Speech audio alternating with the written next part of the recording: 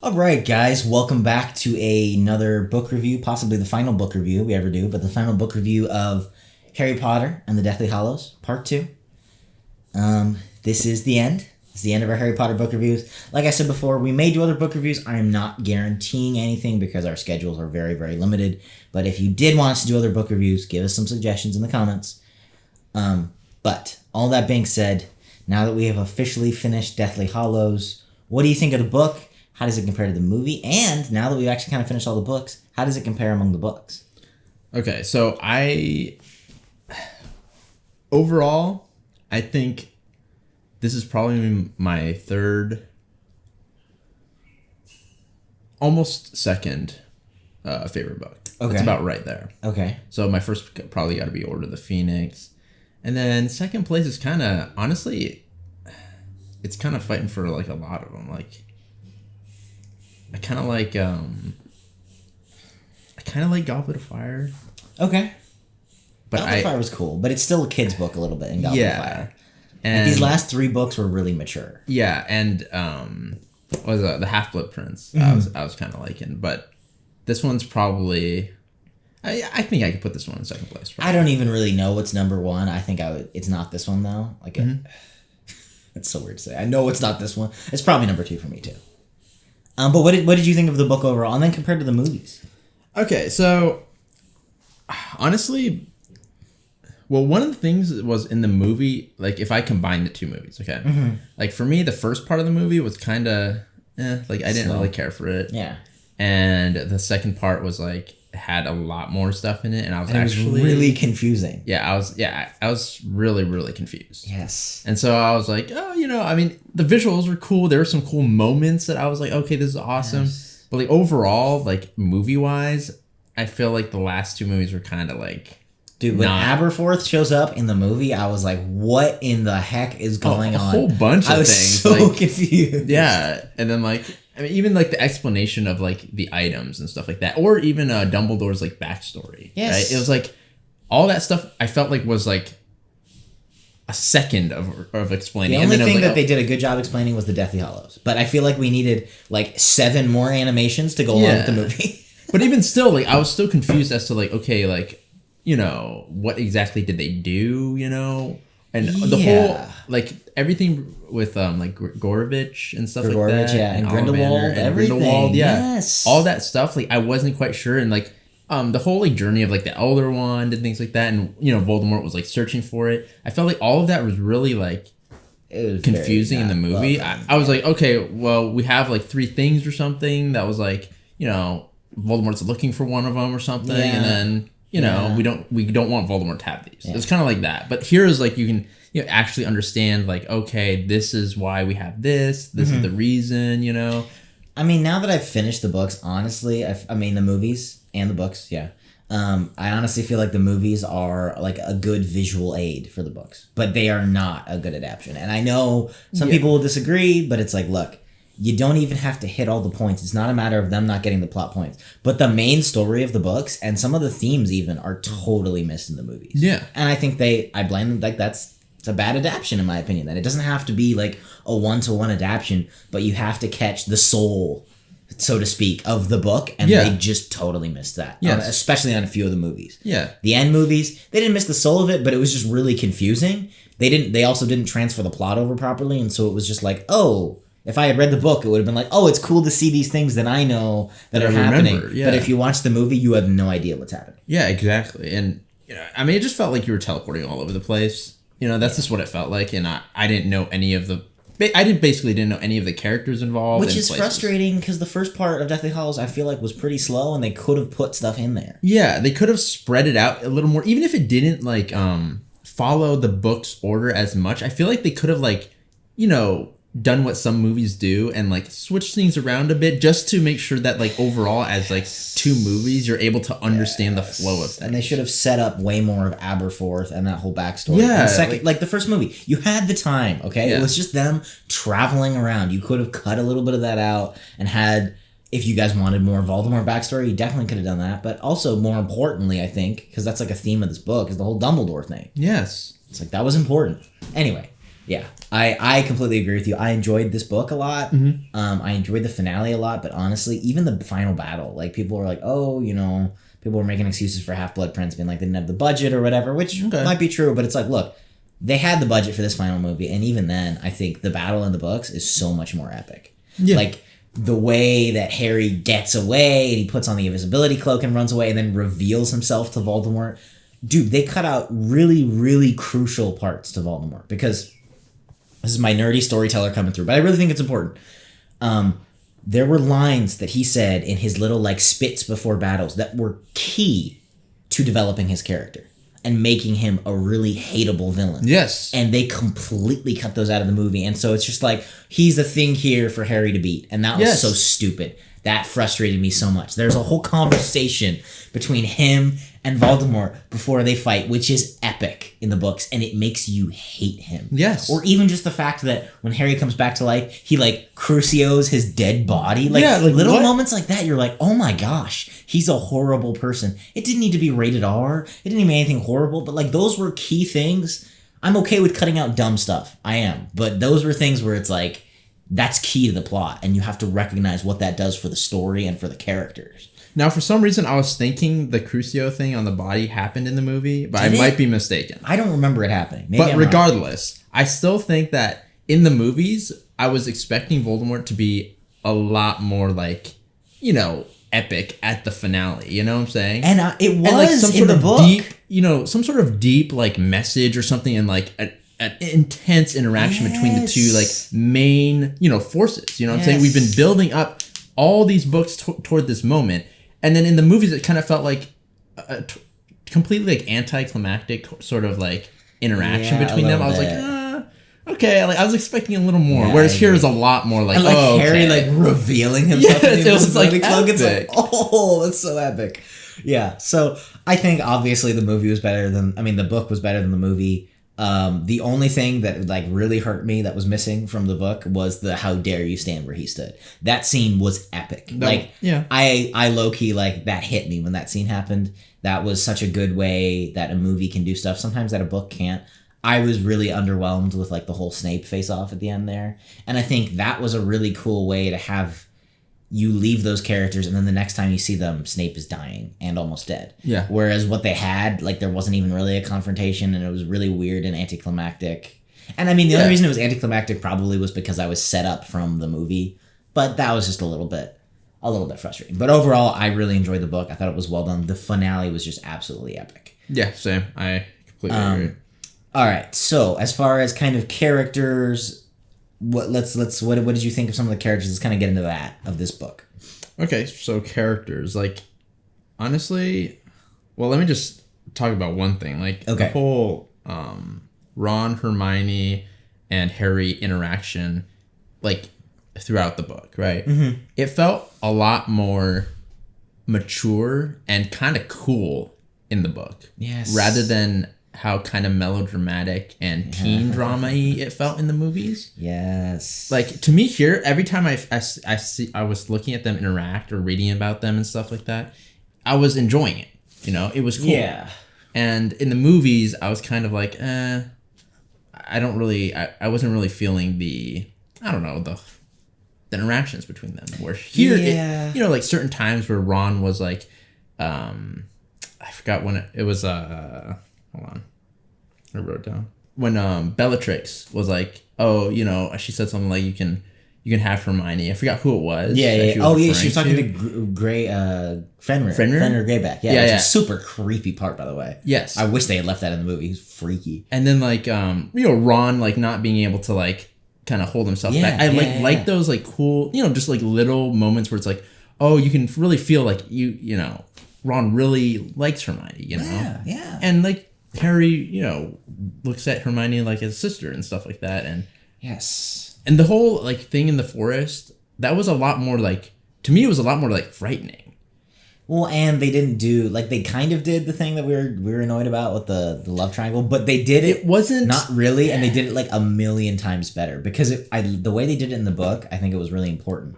That you didn't realize that's why he was leaving. And that was, like, Ron's deepest, darkest fear. Whereas in the movie, and I know some people would argue they had to show it that way. I think I Sorry, I don't mean to be a cocky filmmaker, but I think there were better ways to do it. And I think you could have showed it differently, personally. It was cooler because it was like this was his deep, dark fear that was kind of exposed, and you could see him be like embarrassed about it. And that moment brought all of him and Harry closer, I think. Yeah. Like deeply closer, where Harry was like, I would never do that. Like, she is like a sister. And I thought that was a really like intimate, that sounds like a weird word for it, but it really was like an intimate moment. Yeah. That in the movie was just like cheap Hollywood love triangle. Yeah, it was way more like raw, like, hey, this is everything about me kind of, and this is why, you know, like we might butt heads at times, you know, let's come to an understanding sort of moment. Yeah. And like, to me, honestly, I wasn't looking at it as just like from the point of view of him, you know, being worried that Hermione might get with Harry. It was honestly like, to me, it was more of like his like lack of kind of like self-confidence or like worth. Yeah, he's kind of insecure. Yeah. And we see that even in the first book. Yeah. Where he wants to be the Quidditch captain. Like, he's trying to live up to his parents' expectations, the world's expectations, Harry. Yeah, everyone. Yeah. And so he's been dealing with this sort of, you know, thinking like he's not worth anything sort of mindset. And so we see here that, you know, he finally is able to overcome that and get some like approval from Harry and is able to like, you know, solidify that sort of like relationship, which is, to me, is really cool. It's his arc, essentially, like, because unlike in this book, I think that's Ron's arc. Like that moment in the book is the completion of his arc. You know, and so it's a huge moment, whereas in the movie it's just played off as melodrama. And I think because it's weird because you're following the three, but then Harry's the main character, so Harry has his own arc that doesn't really finish to the end of the book. But I think honestly, like that arc of Ron trying to understand where he is as the hero's best friend in the story and kind of being insecure and different things, and him quite literally having to be the one to kill this Horcrux, is like his moment of coming into his own. Oh yeah, no, it's awesome, and it just makes him feel like, you know, there's substance to him. Whereas, like, you know, in the movies, it's like, I don't know. That's just why, like, in the movies, I was more like, hey, you know, I don't really care as much for the trio. I was a little more for, like, Harry, Voldemort. I kind of wanted to see more of that interaction, and Dumbledore. I completely agree. Yeah. I really liked... I'm gonna blank on his name. I really liked Neville in this book. Oh, yeah. And I thought that was a really cool. So we're gonna do like a full review of the books in a live stream. So if we don't talk about all of the books, but there are going to be character arcs that I think are deeply connected to all the books. Yeah, Neville's being one of them. Yeah. And I really liked the angle that I didn't really notice in the movie. I mean, because at first when I was reading the first book, I was like, wow, Neville's way more of a big character in the first few books. Yeah. To be fair, he's as big of a character as he is in the movies, to be fair, because he does kind of disappear towards the middle. Yeah, he does. But what I think the final movie failed to do that this movie did is when we're reintroduced to Neville, you really get set up with this idea that he has had development as a character off screen. While they were away, and it was him and Luna and Ginny at Hogwarts as this guy being like, look, we are Dumbledore's army. Yeah, and yeah, that was cool. Even his grandma, like that little side moment where his grandma was like, oh yeah, and grandma was like, keep going at it. Like, you can tell he's becoming like this hero. Yeah, and that was awesome. Even when Harry is dead, he stands up to freaking Voldemort. And that was such a cool like side arc thing that they focused on, and I liked it showing that like Harry and his leadership has affected, it's not all, quite literally in the story, it was like, Harry, get out of your head. It's not all about you. But also in the story, it's like his leadership, the things he did with Dumbledore's army books and books ago have changed people's lives. Yeah, and affected people. And the moment he calls for them, everyone comes to his side. And that's so cool. That's just such a cool like way to show Harry's leadership. Coming into fruition, and the way that a leader truly should lead, which is by actually doing, to the point where he didn't even realize he was a leader, as opposed to just bossing people around. Yeah, just everything about that, and then the way that played with Neville's arc of like, I think Neville truly becoming like a second in command, like a hero, and like, look, we're gonna fight by your side, Harry, and even like putting Harry in his place when he should be, being like, dude, like, shut up, we're here. Let us help. Yes. That was just awesome. Yeah, to me, Neville was definitely one of my favorite characters this book, definitely. Oh, for sure. Because like before, like I was really, you know, hoping that they would, you know, give him a little more something. Because I was like, you know, I don't know, I just like his character. He doesn't stand up for himself, but then he's trying to at times, you know, and then you can't really do it. But then like now you can see that, because of our main character, which is cool too, because like it's because of our main group, through our actions, we're able to change, other people. It's awesome. And you can see the fruits that come of it. I really like Neville, this book. No, I completely agree. Okay, really quick before we move on to that, just a really small thing about Hermione. I felt like this book, she also got a decent amount of character development. Okay. And you could see that through how quick thinking she was at certain times. For example, in the what's his name? Luna's dad's Xenophilius. Yeah. His cottage or whatever. Yeah.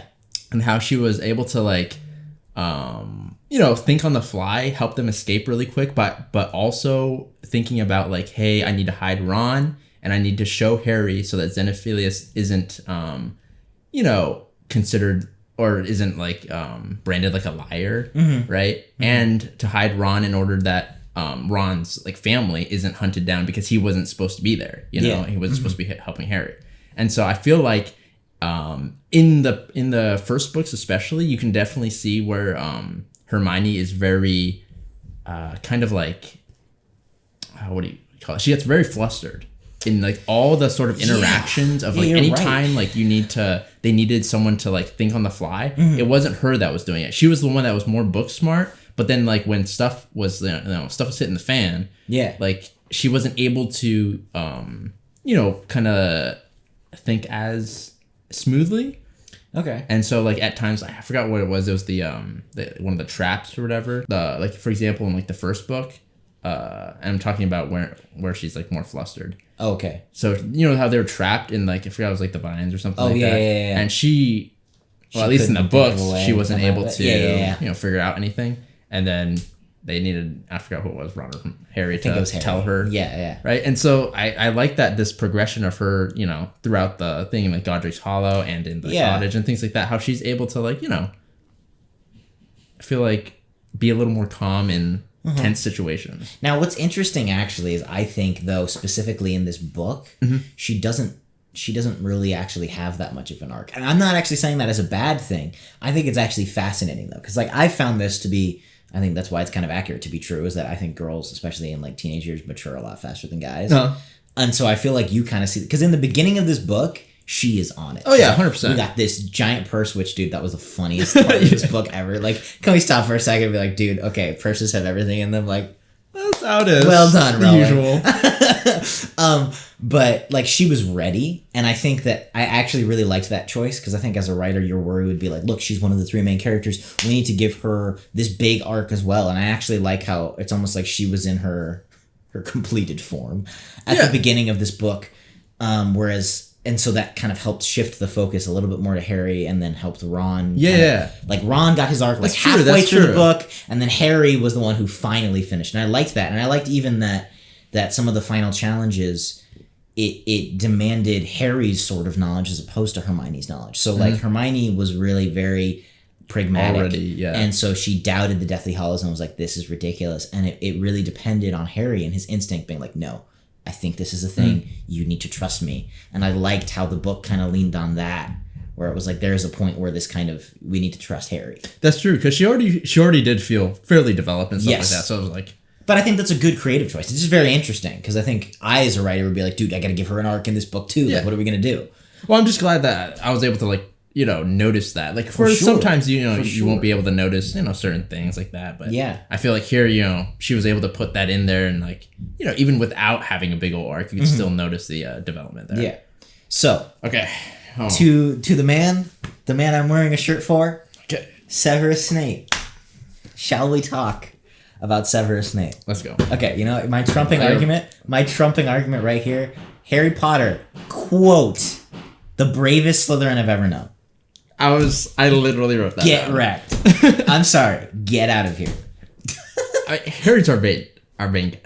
He's our hero, right? Of course. Snape is not a hero. Well, he's not the main guy. No, he's not the main guy, right? And there's a reason for that. And I mean, the fact that Harry, after, directly, having to deal with Snape's BS, was able to, compliment him in such a way is very telling. Also, of his character. Also, I'm really annoyed at all the people who made Severus out to be creepy. Okay, because there's like actual proof in the book, and it actually annoys me that people said that. Then, literally, there's a whole fight with Voldemort and Harry about it, where Voldemort, in the most PG way possible in a book, was like, Severus just wanted to hook up with Lily, and Harry completely refutes that. It's like, guys, like what else is it?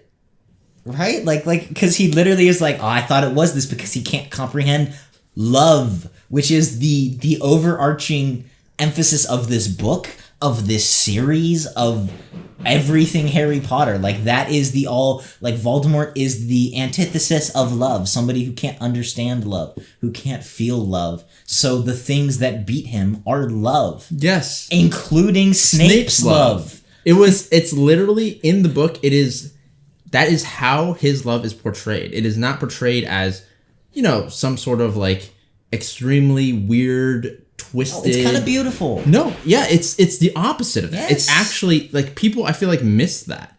The whole like one of the biggest themes I feel like was the whole love versus not being able to love, right? Yes. And that's what Voldemort literally is. It's not loving. Yeah. And so I feel like Snape is an example of someone with love, true love, of undying love. Like, he doesn't like there's the negative way to look at it, where it's like, oh, he's creepy, but it's like there's the other way to look at it. Can you imagine if that happened? Like, can you imagine if this person who you like adored, and you were weird and awkward and mean, and you like didn't know how to express it, like fell in love with somebody else who literally was like your nemesis in everything, and like got married and had a kid with him? Like, that would be heartbreaking.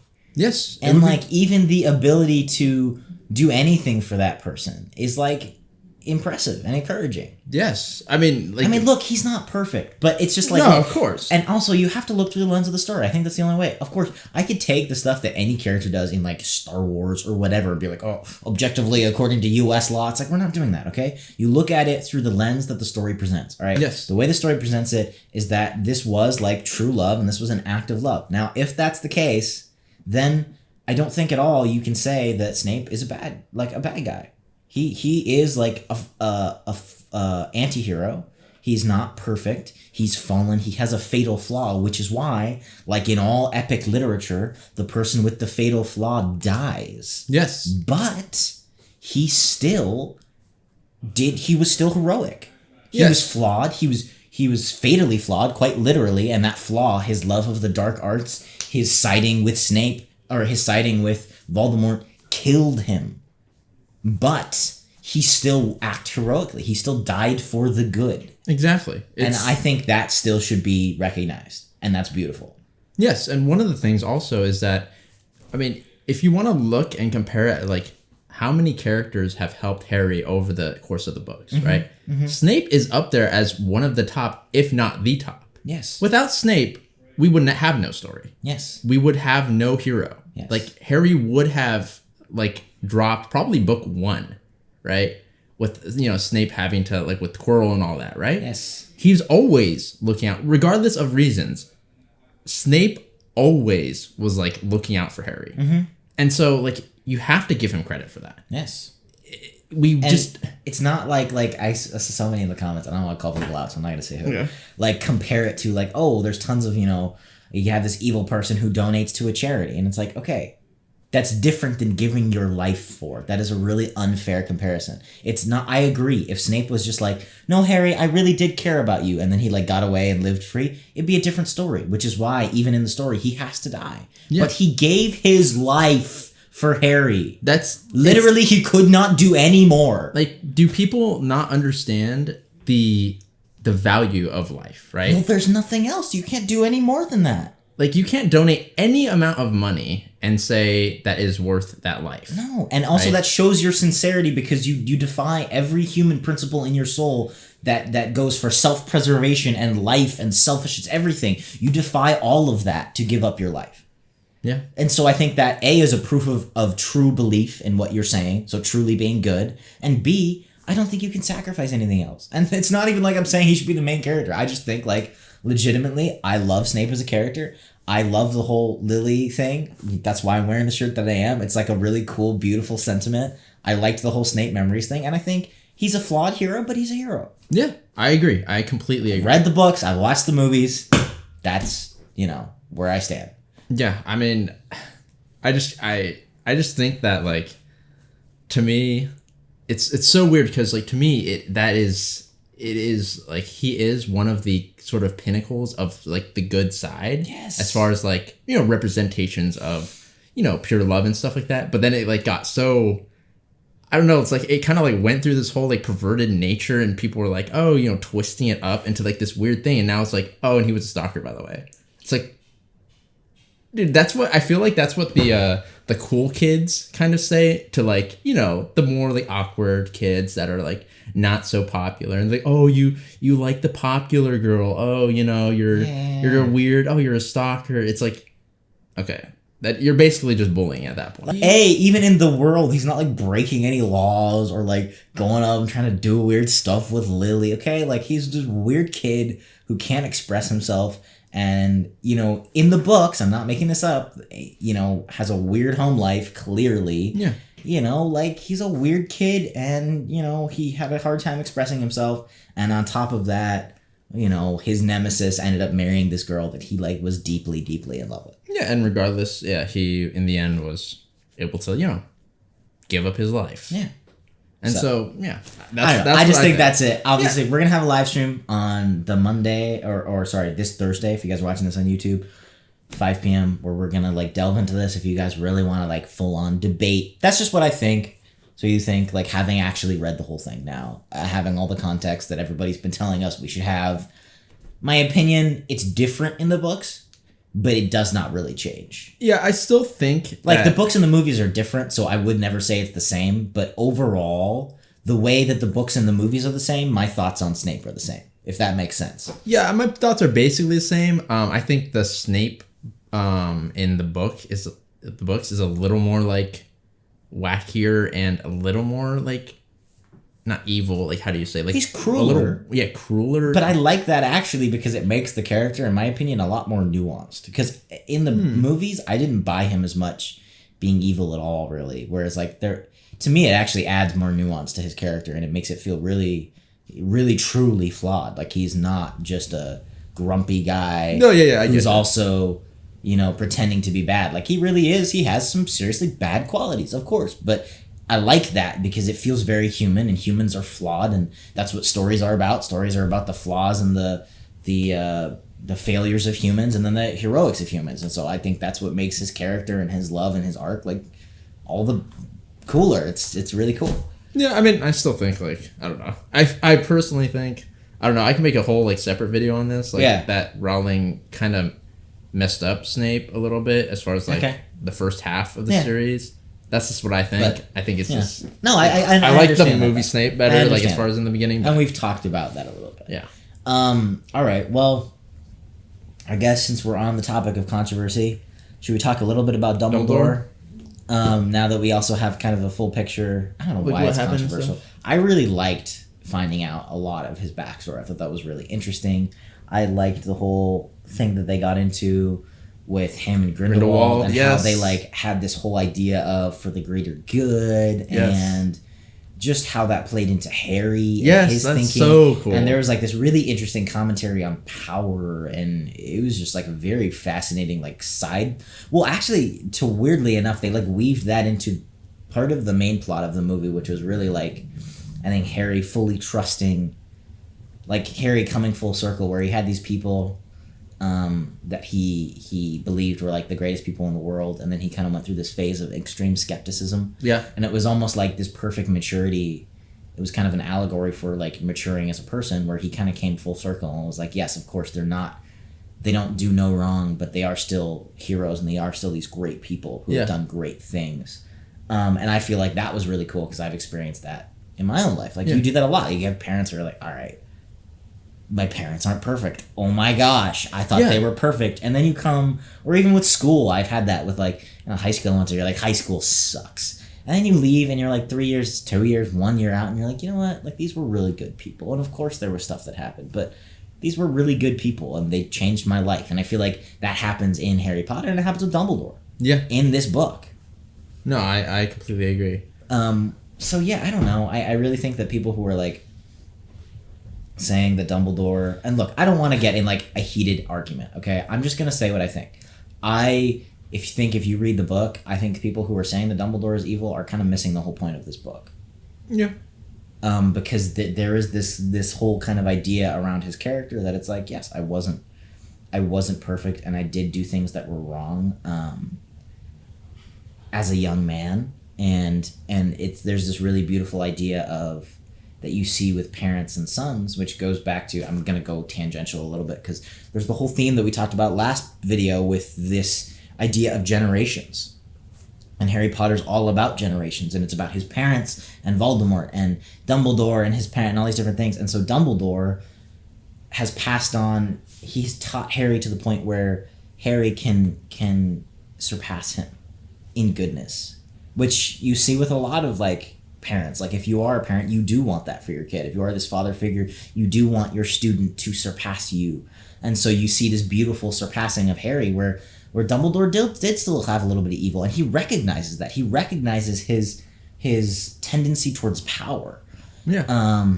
And Harry is right in being like, he was our age when he joined Grindelwald, right? But it is this kind of beautiful idea where Dumbledore is like, you are a better man than I am, which means, ultimately, that Dumbledore did succeed in truly teaching Harry and raising Harry, because he's raised Harry to a point where Harry can be the owner of death or whatever the heck, be able to truly own all the Deathly Hallows, whereas Dumbledore couldn't. And Harry is able to give up that power. He has the power in his hand, and he gives it up.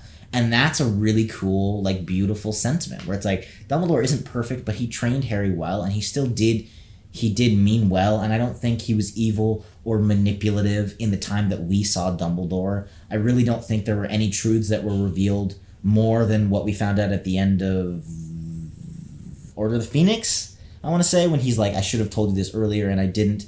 I really don't think there was any other like evil plan behind that. And I think that, I don't know, I think he's a great character and he's like an awesome role model for Harry.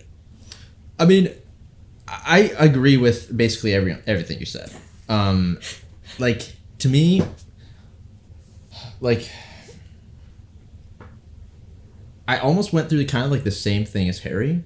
Not as dramatic as Harry, but like a lot of times you have these characters and stories that are like the all-powerful, they're basically perfect kind of characters. Mm-hmm. And to me, especially around the sort of start or the first half of the series, I did look at Dumbledore as kind of like that type of person, you know? Mm-hmm. And so when you do learn that, hey, he could possibly be bad, well, not bad, but like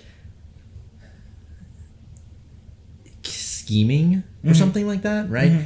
Then you do kind of take a harder hit because you raised your expectations too high, right? Which I think is what Rowling planned. Yeah, and which I now know is childish, It's kind of like, like as a kid, you do put certain people on pedestals, mm-hmm. You're like, oh my gosh, my parents are perfect. And then later on, you grow up and you realize they're human, and everyone's going to, because everyone's human, yes. Right? Everyone's going to make mistakes. Nobody's perfect. And then as a kid, because you also are imperfect, are going to go, to usually the other direction and be like, oh my gosh, my parents are not perfect. Mm-hmm. They've been trying to, teach me things and they don't do them themselves and things like that, right? Yeah. And then, you swing that direction. And then as you grow older, you're like, you start to mellow out and realize that, hey, just because they were, maybe they said don't smoke, but they smoked a few cigarettes, they weren't evil. They weren't terrible parents,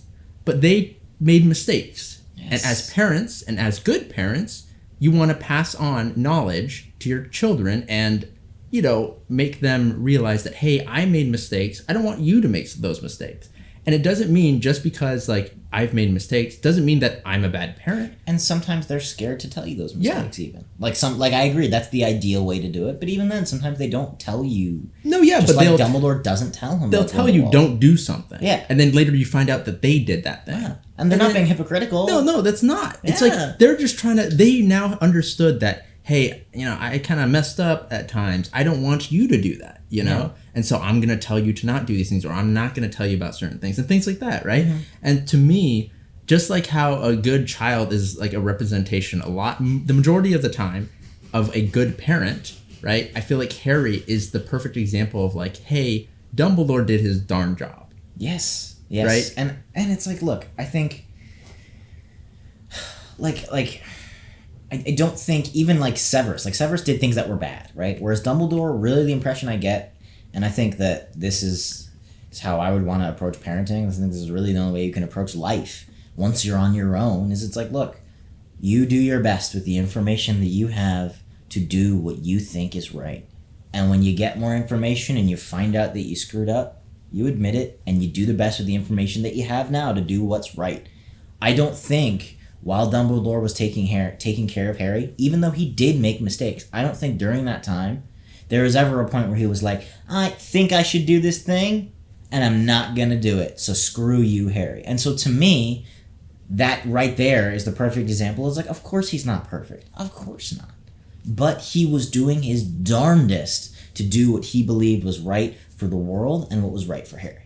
Yeah.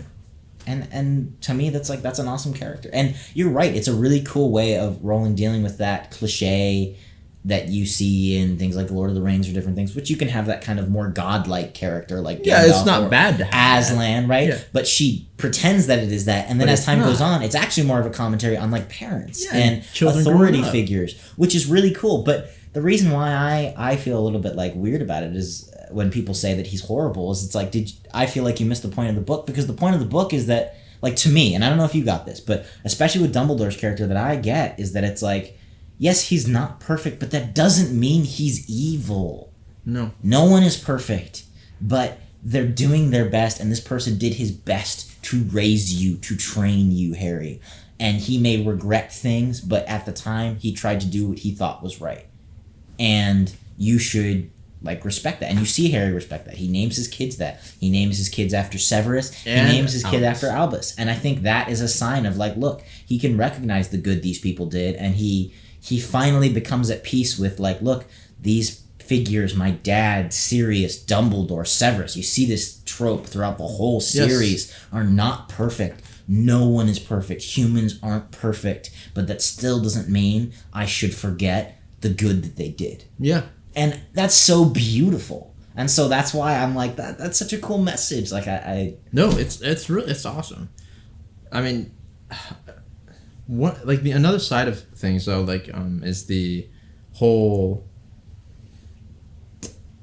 the sacrifice of an individual for the greater good. Mm-hmm. That sort of thing. Okay. I feel like that was a kind of big theme, right? And elaborate. So what kind of side do you take? What do you think the sides were exactly? I got it, but I want to see what you think that the exact themes were. This is what I answer. Okay, this may not necessarily be exactly what the book thought about. That's fine. Right, and was trying to portray, but to me it was kind of like, okay, do you sacrifice less people for more people? For example, to me, this is a little thing about I don't want to get back into the whole Dumbledore argument again. It's more just a conceptual argument. Yeah, but I'm gonna use Dumbledore as an example, and let's say, he kind of did push Harry towards certain things, and let's say he wanted to, his plan was to kind of sacrifice Harry, in order to make sure that the world is saved. Mm-hmm. I think that would have been wrong, but I don't think he did that. Okay. So you're right. There's this weird idea of for the greater good, right? Yeah. You hear that with Grindelwald. That's a big idea, a big theme, which I think is interesting, and I do think that's part of the Dumbledore debate. I don't think that you should. No, this is going to be a really big debate, and people are really going to disagree with me on this. I don't think there's any situation where you can justify an evil for a greater good. I don't believe. I think that there are situations where it's not an evil. For example, self-defense and you kill somebody. So that let me clarify my situation, right? Because a lot of people would consider somebody dying to be an evil. I'm not saying that. I think let's say somebody's going to kill me and my daughter, and I kill them first. That is not an evil because it's in self-defense. But I mean, like, if I think somebody's going to rob me and I kill them, and even if I find out later that they were going to rob me for sure, but they showed no sign of it, there was no defense, there was no response, I took action, evil action for the greater good, I think that's wrong. And I don't think there's any situation...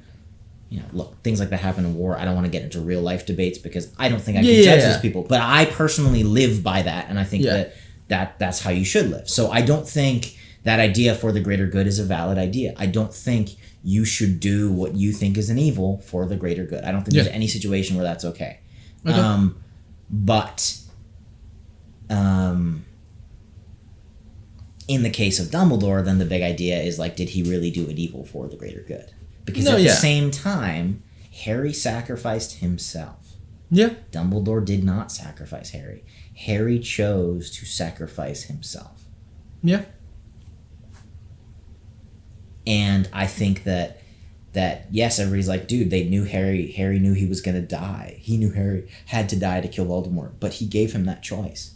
And he raised him, and he had him live so that Harry had that choice. Yeah. And I think that was the right thing to do as well. That's true. And I understand how he didn't necessarily tell him, because I don't think Harry would have young Harry. I mean, imagine young Harry. He would have been like, well, I should just die or something crazy. It's like, look, he waited till he was old enough. And then he was like, look, it would have been unfair if he had killed Harry as a baby because he knew that would kill Voldemort. And so he waited, and he gave Harry the opportunity as an adult, as a thinking person, to choose for himself. Yeah. And I don't think that was wrong. I think that was the right thing to do. Because I think it would have been unfair for Dumbledore to make that choice for Harry before Harry could make it himself. Yeah.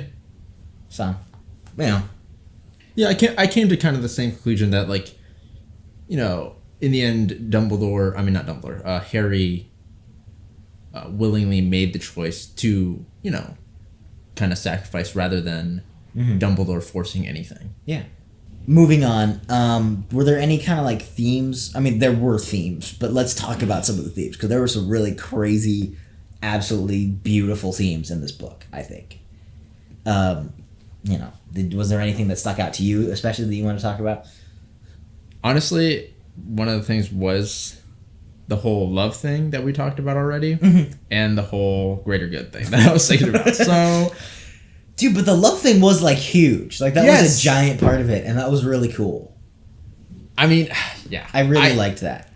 I liked that, because this is the thing. It was, like, towards the beginning, when I heard about the whole love, like, and lack of love from Voldemort, I was kind of like, it feels a little cheesy or something. Yes. Like, the bad guy can't love, and the good guy's got the love. So it did. It felt like a little hippie, like, okay. I was like, okay, I mean, I guess, but, but here it felt way more like, you had substance, it wasn't just like, love everyone. Well, also, like, it felt more nuanced. So, like, when I saw it in a comment and they're like, Voldemort can't love, it wasn't like, Voldemort was like, there's this beautiful woman, but I don't feel anything. Like the way it happened in the book, it was different. Yes. Like, once again, why that speech before they fought was super crucial, because that differentiated that as a character. Yes. Made him, like, a million times better.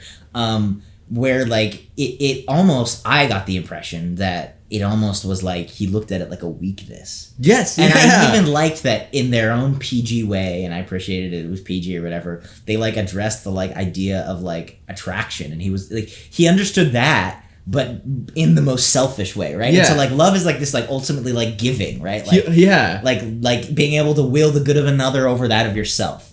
And it's like he could comprehend this, like, sexual element of it, where it's, like, taking, but he couldn't comprehend the idea of, like, of giving, and he, like, felt like that was, like, selfish, and I liked that, and I just, the way they did it felt a little bit less cheesy than, like, he's not able to, or it blurred the lines a little more of, like, choice as opposed to being able to sort of thing, and I liked that better. Yeah. It made it a little less vague, because when you have it that black and white, it's kind of like, well, of course Voldemort's bad then, like... Yeah, well, because, like, this is the thing, is, like, I mean, when you have, like, in the movie, every once in a while, like, it'll pop up, like, hey, Voldemort is without love. It doesn't explain, like, who, like, why and like who he is. Like, whereas in the book, when he's having his whole conversation, you can start to understand more of like why he's like how he is. And if you think about like the psychology of him, it doesn't ever feel like he was given love and he rejected it, really. Like, it feels like he just wasn't given love as a child. So that's the other thing. Like, I mean, look, if there's the magic world, there's the magic world. But the thing I would raise to like him not literally being able to love, I don't know. Because if you look at his character, it emulates anything of like a character who has serious childhood trauma and doesn't have a good childhood, right? Yeah. Like, he came out of a family that gave him no love. And so, of course, he won't be able to feel that to a certain degree because he kind of grows up and he hardens into like this solidified character. Like, I wonder if he had really truly been taken care of, whether he was born out of a love potion or not. That would have happened. And you can have a debate as to like, oh, chicken or the egg, because maybe somebody who would use a love potion to get a baby would never love him in the first, okay. Right? So there's that whole thing. But I don't know if it's quite as simple, to me at least, and this may be pure headcanon, but look, you guys are fans of that. I would just be like, I don't view it as purely just because they used a love potion, there's no way he can love. Like, to me, there's so much more nuance if you look at the book and the raising and everything and the family and the ideas. Yeah. There's a lot more nuance to it than that. It's not just like, these are the magic rules. Yeah, and more straightforward. Like, he honestly just didn't feel like a robot or something. Yes. Where it's like, oh, okay, so you can't love, so basically you're just bad or something, and like you hate Harry because you couldn't kill him or whatever. He has love. So it's like, but in the book, I mean in the book you can actually feel like there's a hint of like, can he love? Like maybe, like it's like he kind of he might have chosen not to. Yeah, it's almost like he feels like human. He feels like he has that weakness. Whether By the way, there's construction going on. I'm sorry. Yeah. Guys. But like, whereas in the movies, it did feel like, hey, I physically can't love, so you cannot. It's like you cannot pin that on. Yeah. So then there's this like, you could have this whole weird like philosophical argument about like predestination. I think the term was like, what if he couldn't love, then like it's not even his choice to be evil. He was always meant to, and that's weird. I don't really think. Yeah. Anyway, I don't want to get into that, so I'm gonna. Yeah. I don't know. I really liked that. I really liked the whole idea and the way they addressed love and the subtlety of that and how it existed with his character and how it ultimately was like this force of magic that couldn't be beaten, kind of. Yeah. I thought that was really cool.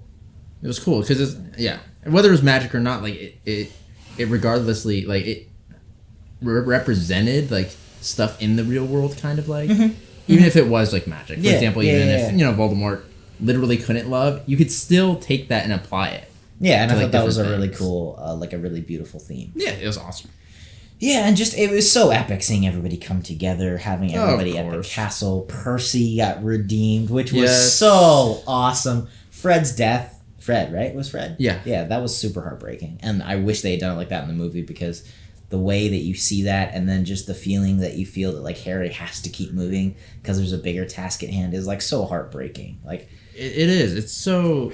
I mean, we got more time with the characters, so that does add more to the death. But like, I mean, just the way it was done is, to me, it's just way more like impactful, And I kind of wish they would have done that for a few more of the characters. But like, I mean, can't have everything, I guess. But I did like the way they kind of like presented it in the book better. Yeah, I agree. I think that's it. We covered a lot. I know we can't cover everything. Like I said, we're going to do one final Harry Potter book live stream this Thursday, if you're watching this on YouTube, 5 p.m. California time, to kind of cover any sort of last bits or debates or whatever that we have about the series. And then we will be done for sure. But thank you for joining us. This was awesome. For the Harry Potter movies, for the Harry Potter books, this whole kind of epic saga. It was really cool. It was really great reading these books. So thank you for joining us. Thank you for watching this video. Like I said, we may do other book reviews. I am not making any promises because our schedules are very limited. But if we do, give us some suggestions. I was thinking maybe some Stephen King stuff. But, just give us some ideas in the comments. And that'll definitely be a possibility. And then, thank you for watching. Thank you for joining us. And we will see you all, hopefully, in the next video.